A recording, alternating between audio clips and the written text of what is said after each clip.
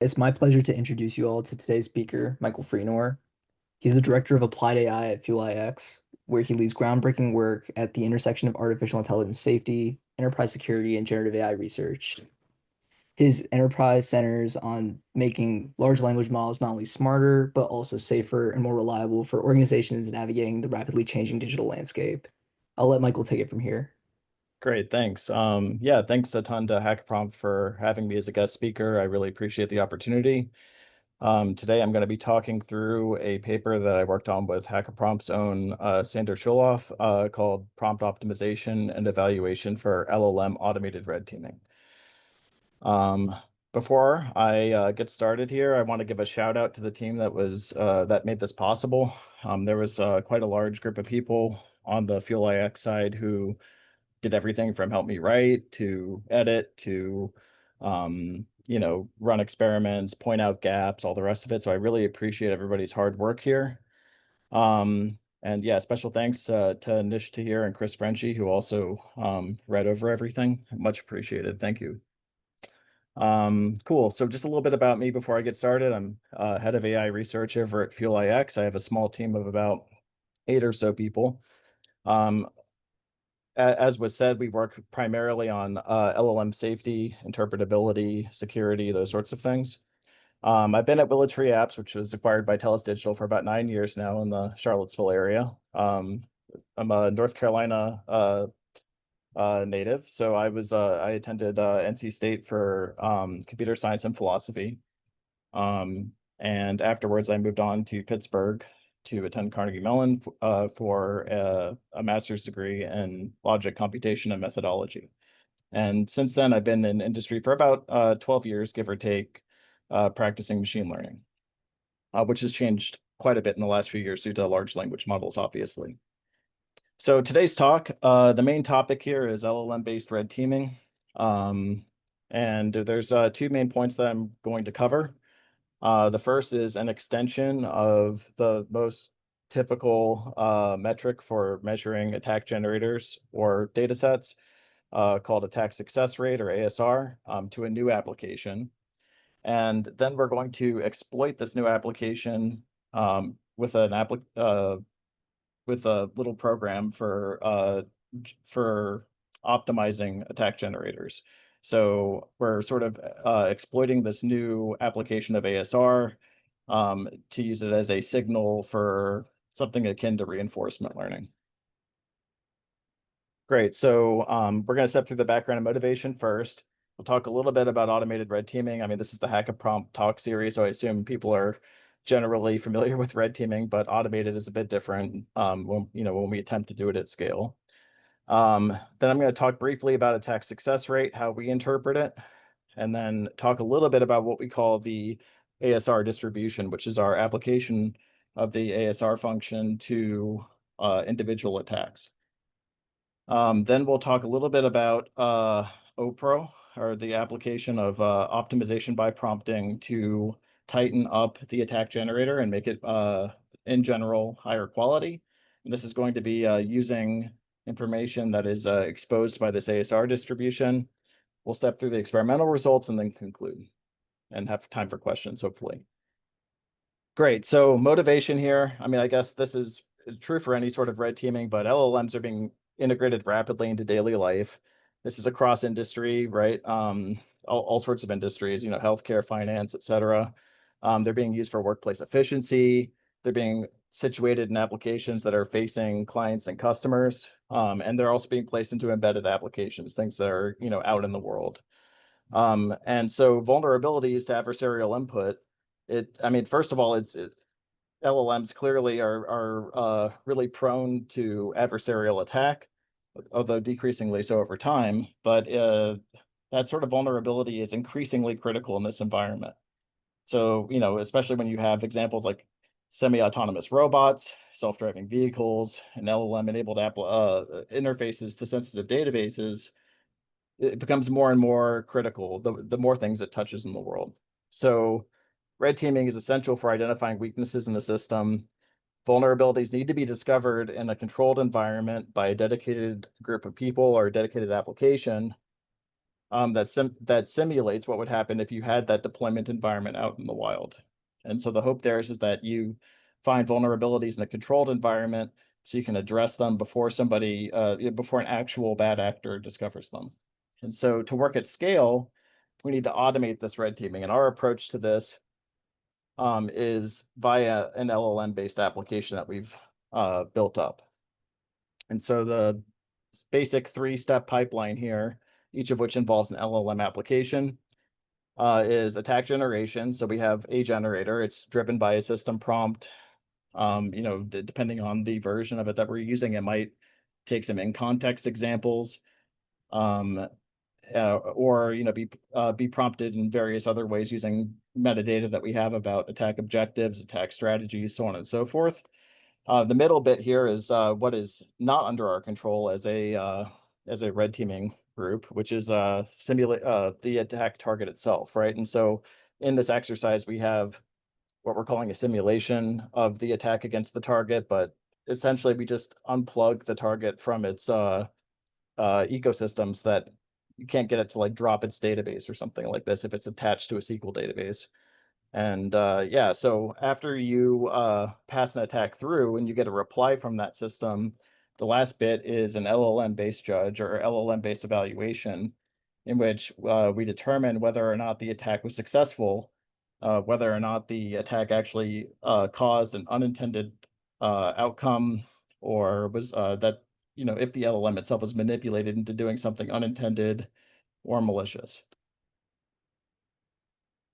Cool. So attack success rate. This is the main crux of the paper. This is what we're looking at under a microscope. So the ASR, as it's typically applied, is what we call single try ASR. This is the status quo. If we have a generator that's generating attacks, we have that three-step pipeline from before. We pass it through the target. We take the reply from the target and pass it through a judge. And then what we get out the other end after we've run a set of these generations is a binary vector where 0 denotes failure. In other words, the attack failed. And 1 denotes success. So the attack actually succeeded. And attack success rate is simply summing these up and dividing by the total number of attacks. So it is an average. Now, like I said, it's typically applied to the generator itself. So a generator is said to have an attack success rate against the target. I mean, all this assumes that we have a fixed target. But it's also applicable to, say, like an attack data set if you have a benchmark. Typically, all of the attacks are run through one at a time. You get out a binary vector, you take the average, and that's your attack success rate. So it's a common way to compare generators given the same target system. It could be a way to compare different target systems, but you get the idea. So attacks, like I said, are typically run a single time, and each attack now has a binary feature associated with it. So that binary vector of success or failure denotations is you could think of it as having a single feature. It's a column where each attack is associated with a 0 or a 1, and it's often used to mark quality. So the way that we conceptualize ASR in this setting is the ASR of a generator G can be thought of as the probability that the next independently generated attack from generator G is successful against the target.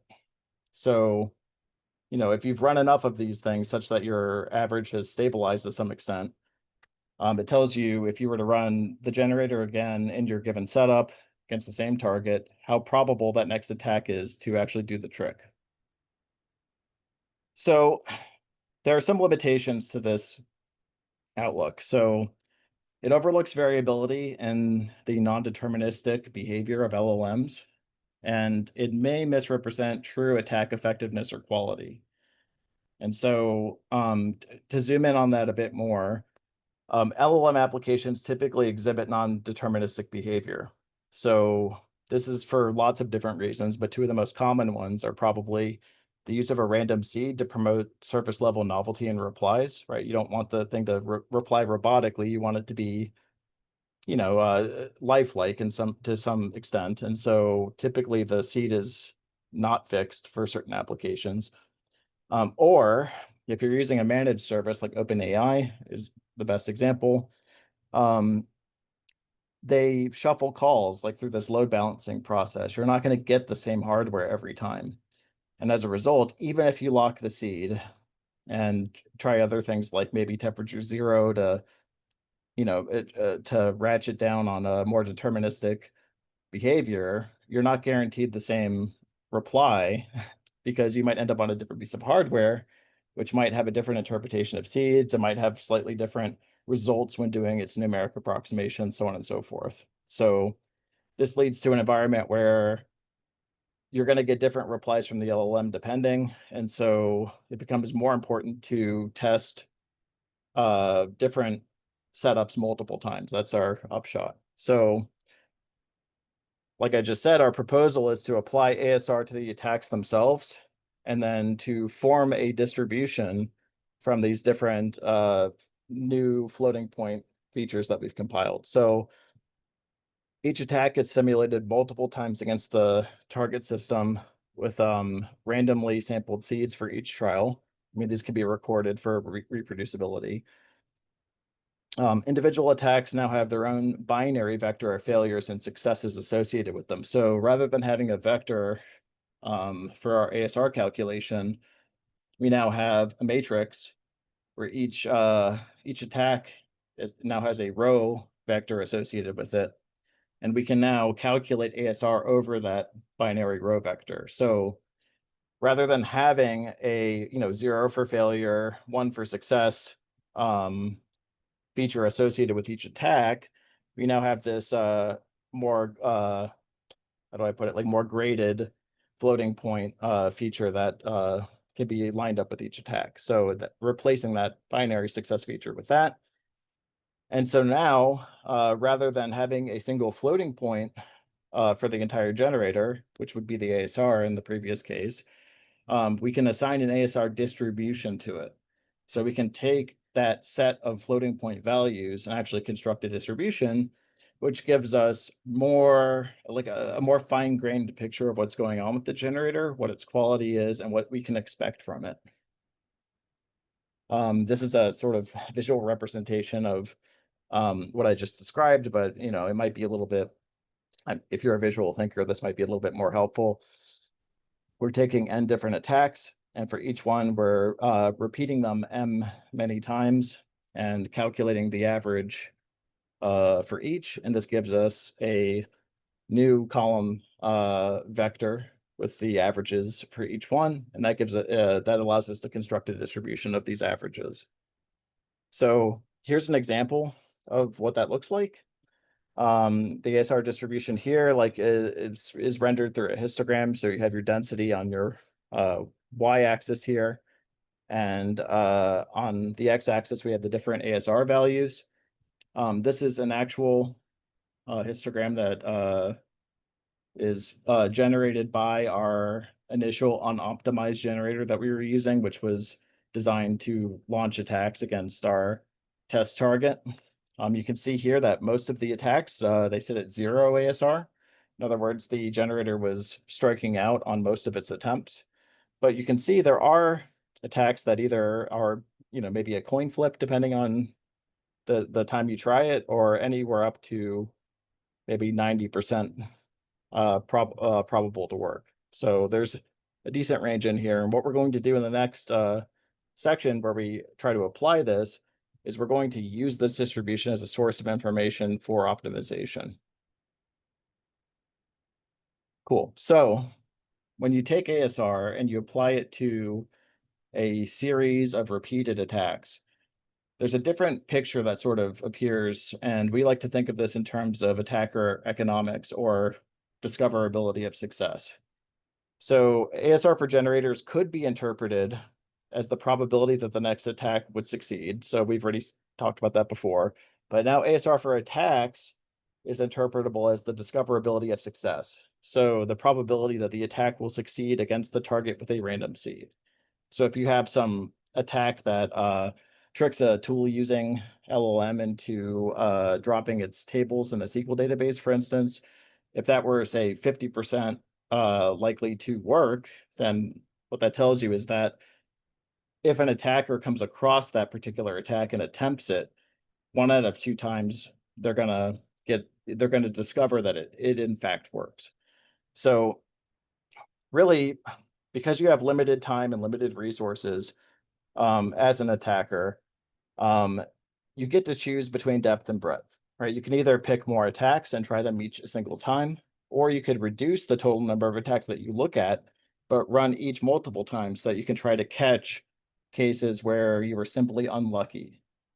And so we argue that attacks are higher quality if their success is more discoverable. In other words, if they have a higher ASR.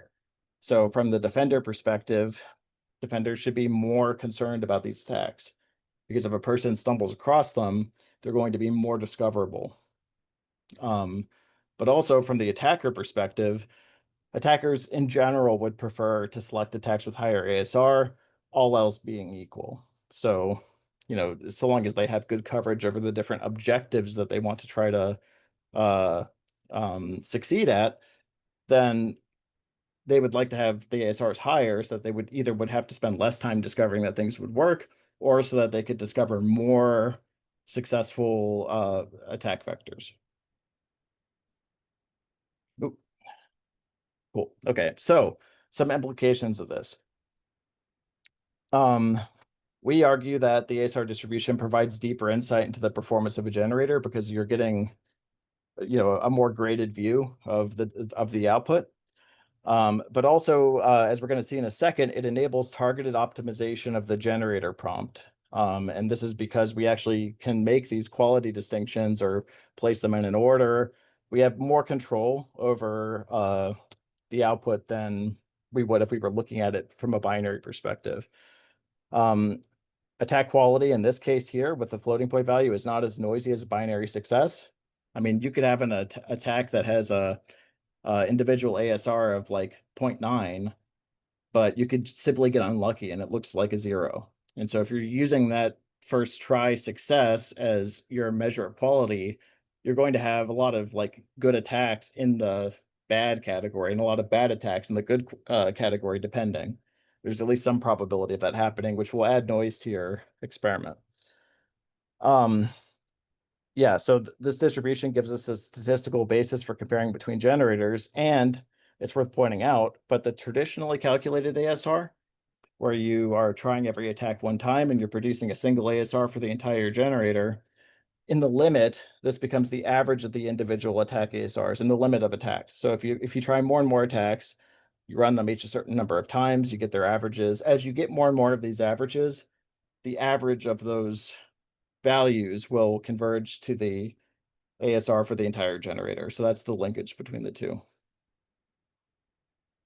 Cool. So our application is generator optimization. So we're trying to improve the prompt that is used to generate attacks using optimization by prompting, which Yang, among others, published in 2024 through large language models as optimizers. Highly recommend it. It's great because, I mean, it's not just applicable to prompts, it's applicable to anything that you can construe as a natural language task.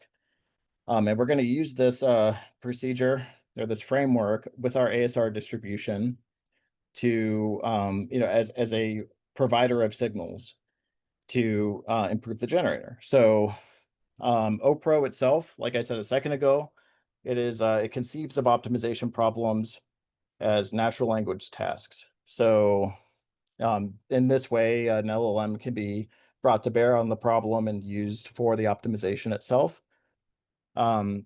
It's often run in a similar way to a genetic algorithm. So you set the temperature high, you run the procedure multiple times to get multiple candidates, and then you have this sort of iterative framework where you sort of test everything, you keep the best, you ditch the rest. So you formulate the problem, you generate different solutions. These solutions are evaluated. In our case, this is running that 3-step pipeline. And then there's a feedback and iteration step where you might repeat it multiple times. For us, we ran these a single time a piece just to sort of get an idea of like how a single step of optimization impacted the generators. And yeah, so to step into the procedure in a little bit more detail, We're calling this procedure ASR-Delta Pair Mining. And the basic idea here, I'm not going to step through the whole algorithm, but it's provided there for completeness. You're exploiting the ASR distribution to mine attack pairs for injection into OPRO.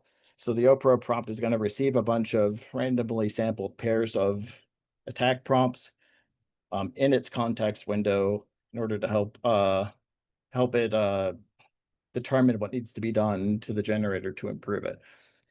And specifically, we're mining semantically similar attacks with significant ASR differences. So what we're doing, we're taking the semantic nearest neighbors and placing them as candidate pairs. Then what we do is we sort them by the lower ASR attack and the higher ASR attack, because typically, even though they are semantic nearest neighbors, they typically do not have the same ASR. What we do then is we run a filter. So we're only pulling back cases that have a difference between the high and low ASR that is above some threshold. So we want the semantic nearest neighbors that, despite being semantic nearest neighbors, have a very large swing in terms of the attack quality or the overall ASR of the attacks. And the hope here is that when we pass this to OPRO, this becomes a contrast set where the only difference between the two, or not the only, but one of the more salient differences between the two, given that they're so close to each other semantically, is the difference in performance. And so OPRO is then asked to, come up with a set of amendments to the original generator prompt that will help that prompt generate attacks that are more similar to the high ASR attacks and less similar to the low ASR attacks. That's the basic idea. So in our experimental setup, we again had our 3-stage pipeline. We have our attack generator, we have a target that we controlled, and a judge LLM, all using GPT-4o with an unfixed seed. We generated about 384 unique attacks. That's for mathematical reasons. We wanted to come away with a certain credible interval size. At any rate, we had 384 unique attacks, and we repeated each of them a total of 50 times a piece. And we derived ASR distributions from that and compared them along with their mean, so the overall ASR, in that case, or an estimate of the overall ASR. So we run this pipeline for 3 different cases. We have our original unoptimized generator. We have our ASR Delta OPRO, which is the OPRO run with the ASR Delta pair mined pairs.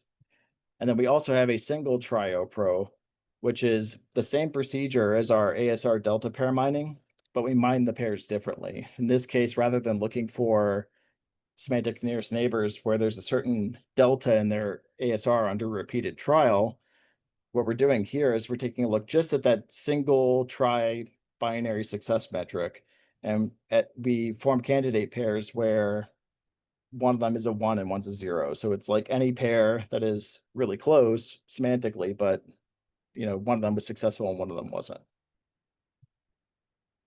The reason why we selected that is to sort of check and make sure that it's the actual ASR distribution itself that's producing the value, and not just simply the fact that we're running optimization by prompting. So the hope there is that it serves sort of as a control for us to evaluate the actual performance of ASR Delta OPRO. Okay, so this is what the original experiment looks like, or the first comparison. So we have our unoptimized generator versus the single try OPRO. And so the unoptimized generator is in blue here. The average of it is rendered in this vertical blue line. And the orange here is our single try OPRO. And you can see that when we actually do this procedure, even though we argue that single try success is not the best signal to use here, it still does produce a significant shift rightward in mass.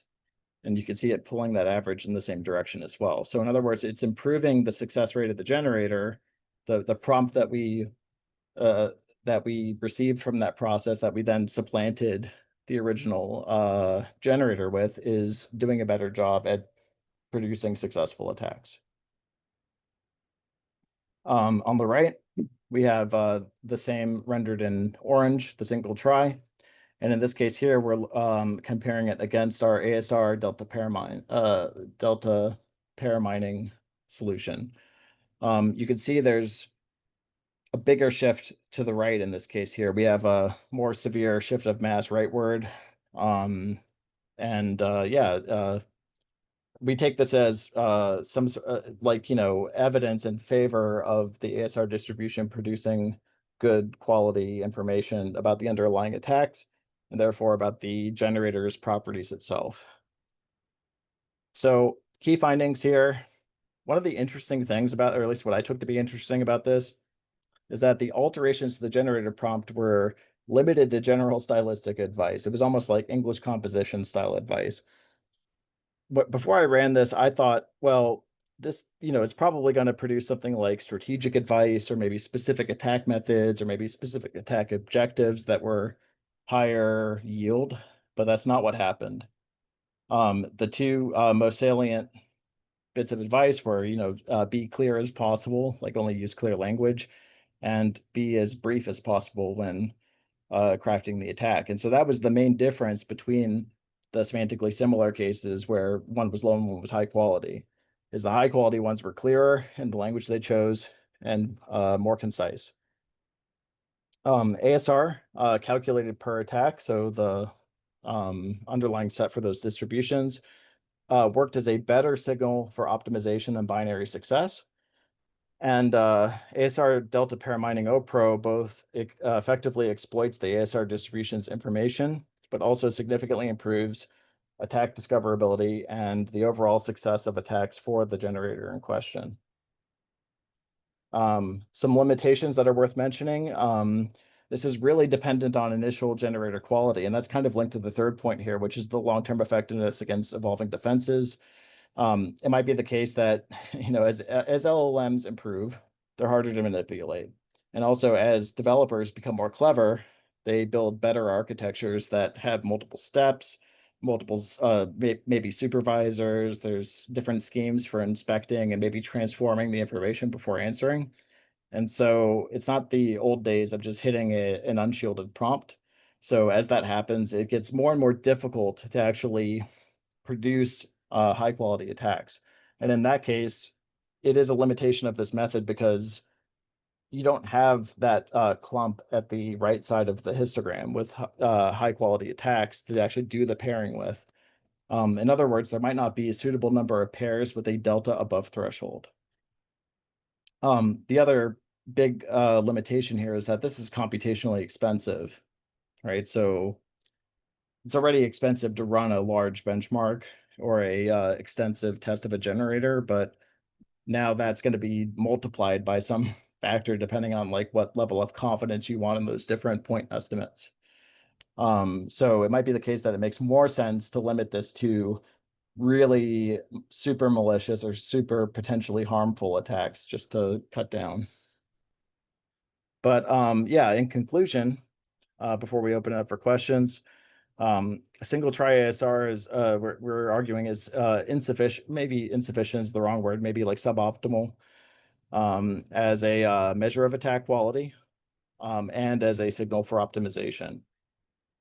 The ASR distribution produces a new source of information reflecting attack effectiveness or overall quality. OPRO can exploit the ASR distribution to significantly enhance attack generators. And finally, security products should take multiple runs of attacks into account when gauging the quality of potentially harmful attacks. Just because something doesn't work the first try doesn't mean it won't work eventually. So if something is extremely high risk, it warrants at least a second look. Cool, thank you very much. I guess we can open it up for questions at this point. We have two questions in our Q&A section, which says, so this is for Fuel IX Fortify. They're a GitHub project or you offer alternate solutions? I'm sorry, could you repeat the last bit? I didn't make it out. Yeah, it says they're a GitHub project or you offer all alternate solutions. No, we don't. We have not released a GitHub project yet for that. It is for the Fortify product that FuelIX offers, which is a automated red teaming application. As it stands right now, we don't have published solutions. We have another question here that says also, do you test directly against the LLM or also cater for applications front face LLM functionality? Yeah, so if I properly understood there, yeah, we do just test against the base LLM at times. So without like a system prompt or an application wrapping it, yeah, that is something we do. The experiments were run on 4.0. Do you think this could work with other models, specifically smaller, more cost-efficient models or local models?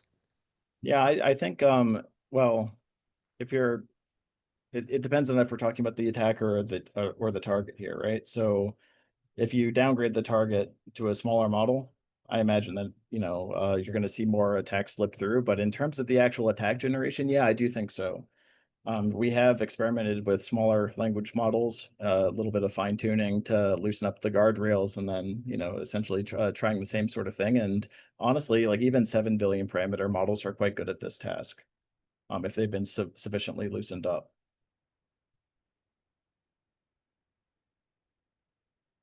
Really, the big hurdle is going to be attacking these multi-hop systems where you have potentially multiple LLM systems helping to sanitize the input or maybe check the output and things like that. If it passes through multiple LLMs, it gets a little bit more challenging. We just received another question. What do you think about today's landscape of red teaming automation in the market? It's certainly getting better over time. I think that the biggest challenge for this space is coming up with high diversity, high quality attacks, and really the diversity of attack is the difficult part. I mean, you can achieve a high attack success rate by just limiting yourself to a couple of known formulas that work. So it's really the diversity of the output that's going to matter over time. And depending on the LLM that's being used, it could be challenging if you don't have fine-tune, like direct and high quality fine-tuning access to, like it might refuse or keep itself within certain guardrails. And so that's another challenge as well. But yeah, it's certainly a space that is rapidly becoming more mature over time. Did you mean the evaluating benchmark of LLM is part of red teaming task or monitoring part? No, I wouldn't say that any evaluation, I wouldn't call any evaluation red teaming for sure. They're distinct in the sense that red teaming is an attempt to be adversarial. You're trying to manipulate the underlying system. However, we believe that our results here have implications for evaluation in general, right? If you run an evaluation multiple times, it's going to get slightly different results. And so depending on the risk involved, in other words, like the potential downside to the sensitivity there, you might want to run your evaluation multiple times. What are the best practices for applying this methodology in multi-agent or agentic architectures where there is a single entry point, but the interaction spans multiple distribution components or assistants? Yeah, it's really challenging. I don't know if there is a best practice. I would say there might be better practices. One of the things that we have experimented with are how do I put it, like viral techniques, right? Like where you would maybe, at least the way that I see this working is you would have to have an attack that compromises the different LLMs in the chain. So if you look at a jailbreak that works on like the sort of like beginners multi-step architectures where it's like you have, the input come in, the first LLM does, computes the answer. Usually the first rags were like this. Then you have a sort of output supervisor that takes a look and makes sure everything is kosher before sending it out the door. In those cases, they were jailbroken just in the cases where like both the initial LLM and the supervisor were sort of jailbroken by the input in a way. Um, and you need something similar for, these multi-step agentic architectures, as you put it. Um, my thought on it personally is that you need attacks that are capable of turning the intermediate hops into a generator for you. So that, rather than performing its task of input sanitation, either it preserves the underlying attack for the next step where it does the same thing, or it renders it into a state where it generates an attack that's desired, and then that's pressed downstream. But it's a big challenge. Before AI, we had to pen test on lab, not on production. What is the best practice to make red teaming tasks on running AI apps? It's the same deal. You don't want it hooked up to anything important. So one major use of LLMs is to serve as an interface to a data, maybe a SQL database or something for, I don't know, for folks who are experts at their field, but maybe not database experts. Maybe they don't know SQL. So in that particular case, yeah, I mean, you don't want it hooked up to the database. Like, in other words, you would lock down the permissions of like whatever it's running on, or if it has, the ability to act in that system, you want to make sure that all those permissions are locked down. Otherwise, you might, like, if you succeed at getting it to drop all tables, you don't want it to actually drop all tables. So I would say the best way to do that is to lock down the permissions of what it's running on. If evaluation is not red teaming task, the hallucination is not threat. That's correct. Yeah, I would say that, like, yeah, I know it's a bit, we have these discussions all the time internally, right? Do we want to check for hallucinations with Fortify, for instance, right? Or another, like, should that be included in red teaming? And our current answer to that is no. Like, if somebody's attempting to induce a hallucination, that's different because there's intentionality there. The person's adopting an adversarial um stance, right? It's an actual attack. Whereas hallucination in general, if it's just the person's trying to use it as intended and it comes back and hallucinates, that's a slightly different than red teaming, in our view, at least, because it's intended use, and that would be more of a general quality control issue. I think that wraps up the questions for today. Once again, Michael, thank you so much for giving this webinar. I know there's like a lot of really interesting insights. You guys can also check out the paper on archive. We're gonna upload the entire like VOD of this webinar to our YouTube channel. And yeah, overall, thank you guys so much for attending. Yeah, thanks everybody. Much appreciated.